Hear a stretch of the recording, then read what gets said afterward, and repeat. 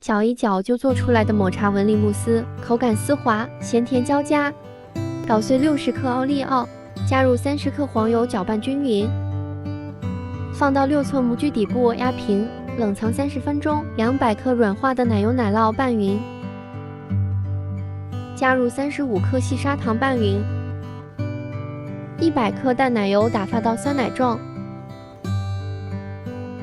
倒入奶酪中搅拌均匀。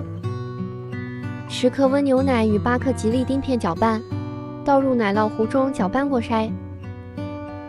6克抹茶粉与30克温牛奶搅拌，再倒入慕斯糊中稍微翻拌就行。倒入模具中，轻震几下，入冰箱冷藏4小时以上。取出后吹热，方便脱模。